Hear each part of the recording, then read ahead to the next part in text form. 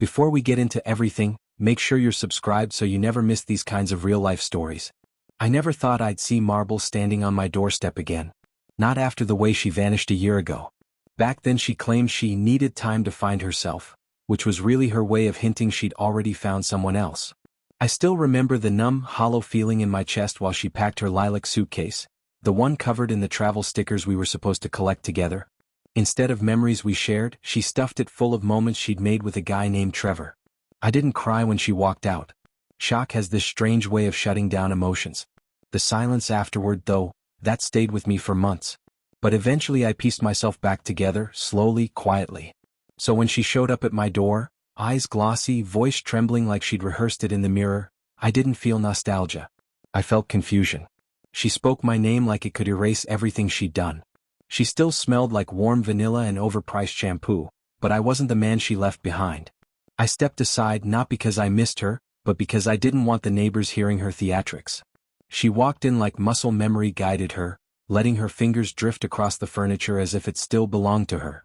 She kept glancing around the room, clearly searching for signs that I'd been stuck in place without her. Maybe a sweater she'd left behind, old photos, anything. What she found instead were empty spaces where she used to create chaos, and a calm she no longer had access to. She sat down on the couch and launched right into her familiar script. She'd made a huge mistake. Trevor wasn't who she thought he was. She finally realized I was the one who truly loved her. I listened with my arms crossed, detached, as if she was telling someone else's story. I wasn't being cold. I was just no longer the man she shattered.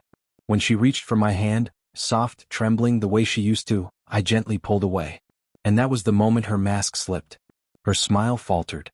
Her eyes darted around like she was looking for proof she still belonged in my life.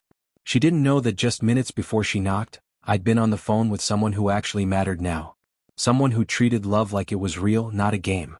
Marble kept talking, trying to drag me back into old memories, but her voice faded when I heard the click of the front gate outside. She didn't realize what that meant, but I did. My heartbeat didn't even shift. Marble looked toward the sound, confused. Too late.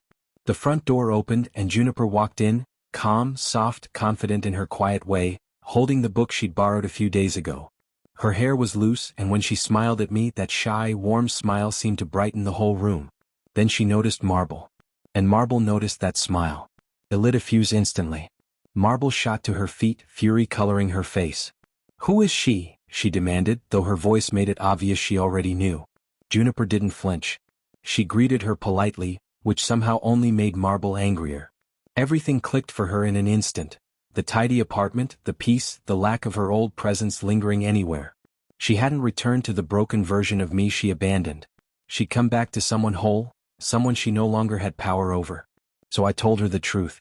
After our divorce, Juniper, who used to be her best friend, was the only person who checked in on me with no ulterior motive. No gossip, no agenda. She simply cared. What started as two people comparing the ways Marble tossed people aside eventually became something deeper, something real. Something neither of us forced. Marble's face twisted, not with heartbreak but with disbelief, the kind that stings a bruised ego more than a broken heart. She tried to accuse Juniper of stealing me, but I reminded her she wasn't taken from. She walked away and in doing so made room for someone better. Juniper stepped closer, not to claim anything but because she naturally belonged in the space beside me. Her presence alone answered questions Marble didn't dare voice. Marble laughed this sharp, bitter laugh as she grabbed her purse, muttering that I'd regret everything. I didn't, and she knew it. She stormed out, throwing one last look at Juniper, whose calm smile never wavered. When the door closed, the quiet that followed wasn't heavy like it had been a year ago. It was peaceful. Juniper set her book on the table and looked at me with that gentle, curious expression that always asks if I'm okay without saying a word. And for the first time in a long time, I truly was. She didn't smile because she won. She smiled because Marble no longer occupied space in my life. She smiled because what we had wasn't built on pain or rebound. It grew out of something steady, kind, and honest. Marble came back expecting to find me broken and lonely. Instead, she found me whole, standing beside someone who treated love the way it deserves to be treated. Gently, consistently, and without fear.